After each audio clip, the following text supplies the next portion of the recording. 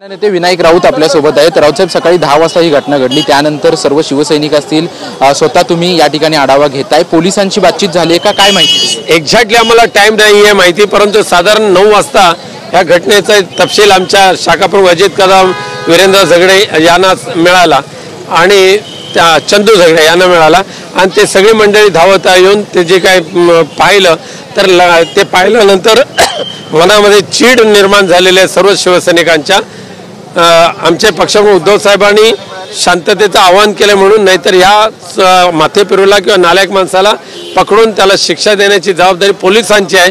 त्यामुळे जास्त वेळ न लावता ह्या ज्यांनी कोणी एक घाणेरडं कृत्य केलेलं आहे त्याचा शोध घेण्याची जबाबदारी पोलिसांची आहे, नाहीतर जर सामाजिक स्थिती बिघडली तर ती जबाबदारी सुद्धा पोलिसांची राहील। टाकला 2 शिवसैनिक या ठिकाणी होते, त्यांनी व्यवस्थित परिस्थिती हाताळली, त्यामुळे कुठेतरी अनुचित प्रकार घडण्याचा वाटतं। आमचे शिवसैनिक तेवढे समजदार आहेत म्हणून तर परिस्थिती या नागरिकांच्या दृष्टीने चांगल्या पद्धतीने हाताळण्याची आवश्यकता होती, पण पोलिसांनी त्याचा अंत पाहू नये, ताबडतोब शोध घेण्याचे म्हटलेत की 24 तासाच्या आत आरोपीला पकड। राजसाहेबांनी दिलेलं अल्टिमेटम योग्यच आहे आणि पोलिसांनी जर त्याच्यामध्ये अयशस्वी ठरले तर आम्हाला पोलीस ठाण्यामध्ये घुसावं लागेल,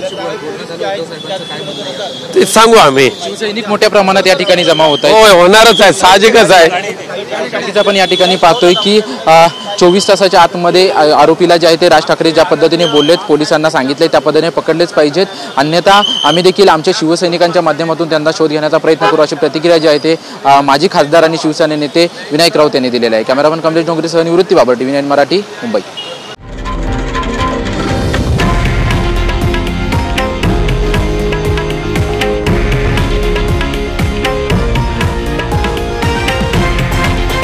हे आहे देशातील नंबर 1 न्यूज नेटवर्क आणि आपण पाहत आहात TV9 मराठी, एकमेव।